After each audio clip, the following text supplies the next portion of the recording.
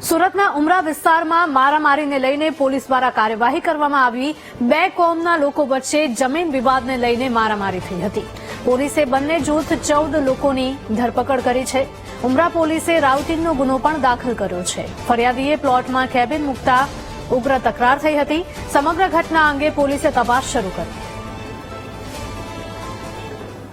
ઉમરા police સ્ટેશનની હદમાં વેસુ જેવા અતિ પોશ વિસ્તારની અંદર જમીનનો એક વિવાદ સામે આવ્યો છે।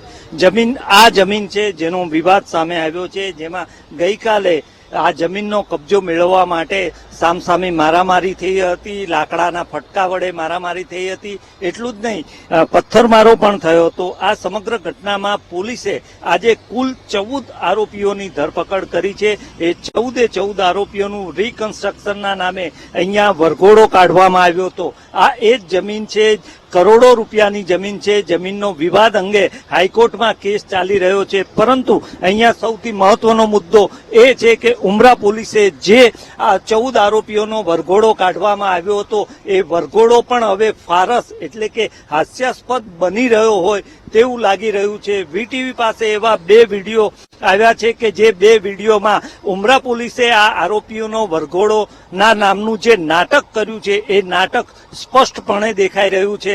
બપોરે 2:09 આ આરોપીઓનું જે મેડિકલ કરાવીને ઉમરા પોલીસ સ્ટેશન લાવવામાં આવ્યા હતા, ત્યારે આરોપીઓ એકદમ સરસ રીતે સારી રીતે ચાલતા ઉમરા પોલીસ સ્ટેશનના પગથિયા ચડે છે અને ત્યાર પછી 2:35 આ એક જગ્યાએ રિકન્સ્ટ્રક્શનના નામે ઉમરા પોલીસ વરઘોડો 14 આરોપીઓને કાઢે છે અને 14 આરોપીઓ મીડિયાને કેમેરાને જોઈને લંગડાતા ચાલતા હોય અને તેમના ચહેરા ઉપર કોઈ પસ્તાવો ન હોય ને માત્ર એક્ટિંગ કરતા હોય એવો એક વિડીયો પણ સામે આવ્યો છે। ચોક્કસપણે ગૃહ રાજ્યમંત્રી હર્ષ સંઘવીએ જે કહ્યું હતું કે આરોપીઓ લંગડા ચાલશે, વરઘોડા નીકળશે, એનો અમલ અહીંયા ઉમરા પોલીસ કરી રહી છે, પરંતુ એ અમલના નામે માત્ર ને માત્ર નાટક થયું હોય તેવું અહીંયા સ્પષ્ટપણે દેખાતું હતું। સાચી ખોટી વાત તો ચોક્કસપણે ઉમરા પીઆઈ જ કહી શકે, પરંતુ નજરે જે દેખાયું, જે વિડીયો સામે આવ્યા, એ વિડીયો એ છે